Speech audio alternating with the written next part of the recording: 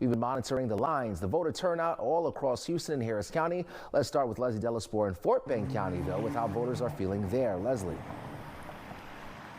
Yeah, that's right, Anthony. We are in Sugar Land, standing right outside of Sugar Land City Hall, and I want to step out to give you a look. There's not much activity that is going on behind me here, but there have been no major lines and issues at this location, and we've seen a good number of people come here to vote within the last hour, and things have picked up more so than they have for the majority of the afternoon since we've been here. But we talked with some voters about what brought them out today. Take a listen.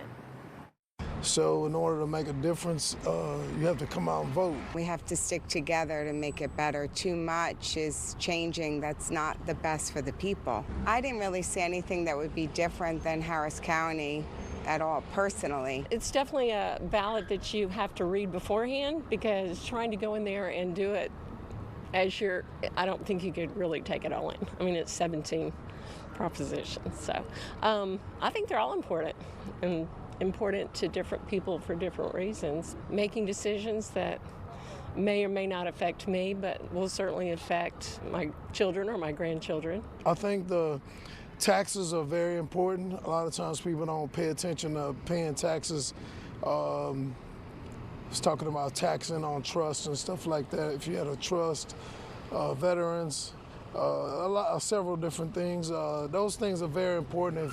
If you haven't went out and vote, make sure if you don't know what that means, it's probably better to do a little research on. We have to make it better. We have to do the right thing. So in order to make a difference, you have to come out and vote. Yeah, and you heard it there first from voters here in Fort Bend County. Make your voice heard. So polls do close in about an hour. So if you haven't gone out to vote, you still have about an hour left to do so. Reporting live in Fort Bend County, Leslie de Fox 26 News. All right, Leslie, thank you. Well, if you live in the 18th Congressional District, you are choosing who will represent you in the U.S. House. The district lost 2 representatives in less than a year. The Honorable Sheila Jackson Lee and the Honorable former Mayor Sylvester Turner. 16 candidates are vying for the seat. Leading contenders here, you see beside me, we have Christian Menifee right there in the middle. We also have Jolanda Jones and Amanda Edwards.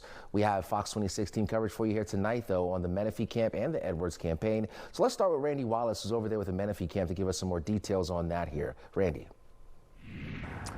Yeah, Anthony. Now, Christian Menifee made history back in 2020 when he became the Harris County attorney. He was the youngest person to win that office, and also Harris County's first African-American county attorney. He is considered the front runner based on the amount of money he's been able to raise and also the number of endorsements that he's received, including the Houston Chronicle. Now, if anyone could push him into a runoff tonight, it would be Amanda Edwards. Now, Sherman DeSalle is following her race, and I'll throw it to him. Yeah, Randy, good evening. I'm out here right outside of Wheeler Avenue Baptist Church, one of the polling locations, the popular polling locations where we've seen the aspiring Congresswoman Amanda Edwards out here campaigning along with other teams for different candidates. So we spoke with her earlier. She says that she's feeling pretty confident about potentially getting into a runoff situation with the proposed frontrunner, like you just mentioned, Christian Menifee. She's a former city councilwoman at large, and she has run for a couple of positions in the past, but she said this time it feels different, especially with the voter support that she's received and the over $1 million in campaign funds that she's been able to raise. She says that she's looking forward to working for the district. We'll be at her campaign watch party within the next couple of hours. Back to you guys. All right, Sherman, thank you so much. Well, today, Texans are voting on 17 state proposed amendments to the Constitution. Many of them have to do with tax cuts in various forms. So let's bring in Fox 26 Wake Up anchor Lina de Florias joining me now. Okay, Lina, a lot of these 17, first of all, you did a great job breaking down all 17 on social media, and if you guys are watching, but a lot of them deal with tax cuts in some way, shape, or form, right? So people like the sound of tax cuts, but then what is the state going to do with the money that they're not reeling in from those cuts? That was the big question, right? So maybe you like the idea of lower taxes, but you're thinking, what's that going to cost in the future? Yeah. How is the state going to make up for that revenue? Maybe they bump up sales tax, maybe they tax something else, or raise a higher rate to make up for the revenue loss, because the money's got to come from somewhere, right? Yeah, but there is a budget surplus right now that a lot of the money is going to be pulled out of that to pay for some other things. But of the 17 propositions, there were a lot of either tax exemptions, or maybe there would be banning the state from implementing taxes on other things in the future.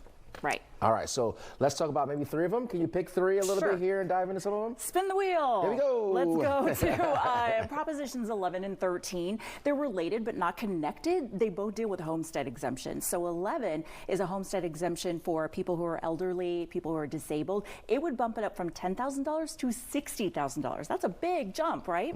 Then also you have Proposition 13, which is all Texas homeowners. That would bump up their homestead exemption separately from $100,000 to $140,000. That's a 40% jump. That's why I think we're seeing a really high turnout. I mean, high for an off-year election. We're at about 8% right now, probably on track for 13-14%.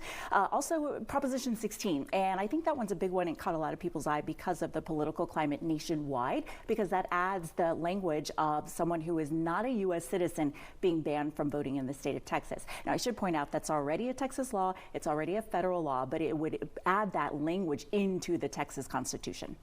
Okay. And again, there's 17, and those are just 3 she touched on. So make sure you guys are educated. You got less than an hour here at 6:07 right now. So Lina, thank you so much. Do you guys have any questions for Lina? Let's see what you guys are saying on TikTok here. One person says, I voted, discount my home exemptions. And that's what you're talking about, right? Yeah, a lot of people are like, show me the money, I'll vote for that. Really quickly too, if you're standing in line, you're about to get in line, on my Instagram, I have a 90-second breakdown of all 17 of them. So you can go in there informed.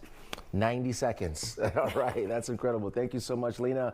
And of course, Texas, not the only folks voting here, other states as well. We got California, New Jersey, and all eyes on New York, the mayoral race there. The Democratic Socialist nominee, Zohran Mamdani, is looking to win the position over the independent candidate, Andrew Cuomo, and the Republican, Curtis Sliwa.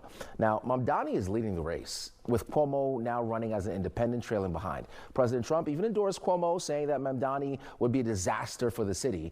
Mamdani has run into a lot of criticism from some of his own in his own party over his stance on Israel and past critics of the police department. Now, he would become the first Muslim mayor of New York City. So all eyes on that there, because that could be very telling moving forward.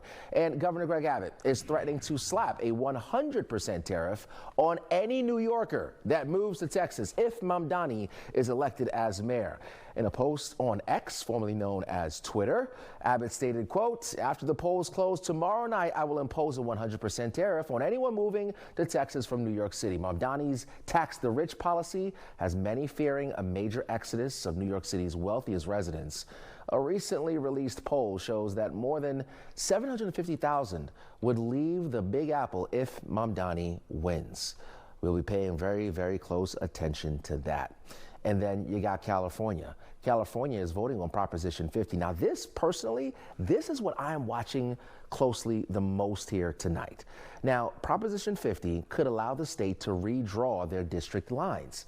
Governor Gavin Newsom in California calls the measure a direct response to President Trump's call to redistrict in other Republican-led states, i.e. Texas. So the measure would temporarily redraw congressional maps, possibly flipping 5 seats to Democrats. Newsom says this will offset the 5 districts Republicans shifted during their own redistricting here in Texas. So it's basically an eye for an eye. President Trump says the redistricting, though, he went on Truth Social saying it was unconstitutional, a scam, and rigged. And critics say it threatens California's existing redistricting system.